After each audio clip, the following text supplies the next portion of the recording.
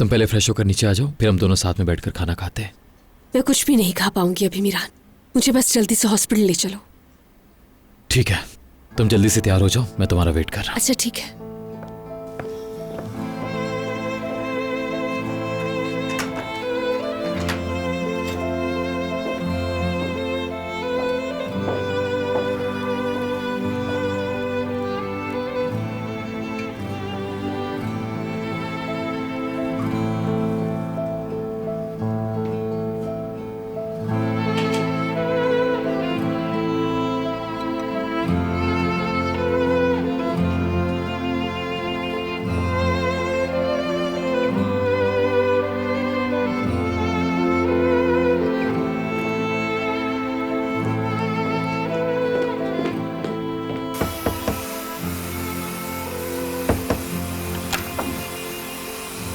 मीरान,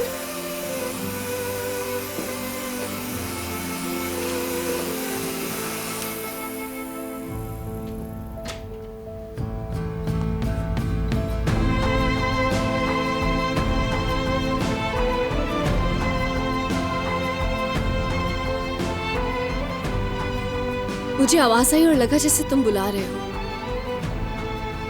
मैं बाहर इंतजार कर रही हूँ। ठीक है, मैं बाहर ही आ रहा हूँ।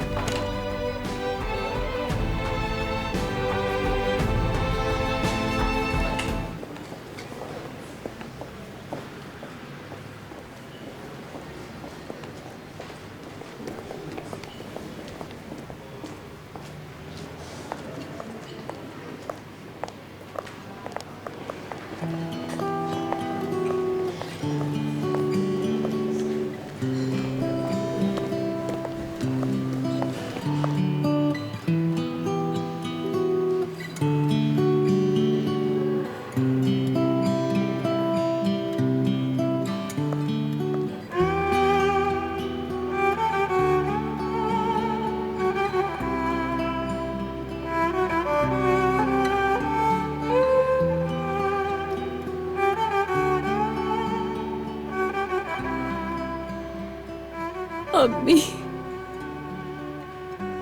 काश कि आप अपनी बेटी को समझ सकती। काश मुझे बुलाए और अपने गले से लगा ले। काश कुछ कहे बगैर मेरी आंखों में देख के ये समझ पाए कि मैं सच कह रही हूं।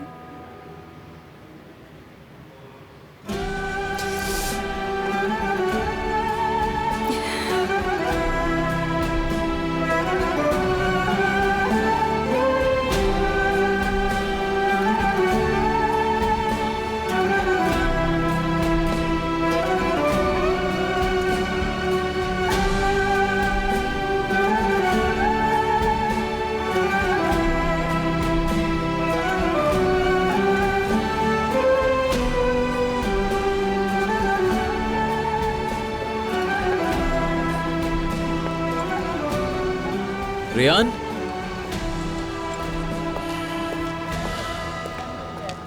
क्या हुआ तुम्हें? हाँ? बाबा ठीक तो है ना तुम्हारे? अम्मी अकेली बैठी हुई थी, बहुत परेशान, इस हाल में अकेले। तो तुम क्यों नहीं गए उनके पास रेयान? मैं नहीं जा सकी मीरान, चाहती थी उन्हें अपने गले से लगा लूं और रो लूं। दादा वहीं खड़े थे। अच्छा ठीक है, चुप हो जाओ तुम प्लीज। खुद को इतना परेशान मत करो, ठीक है? वैसे तुम जाकर डॉक्टर से भी पूछ सकती हो। बाबा की तबीयत कैसी है? कोई बेहतरी नहीं, बिल्कुल वैसे ही है। चलो शुक्र है, कोई बुरी खबर तो नहीं है ना? है ना?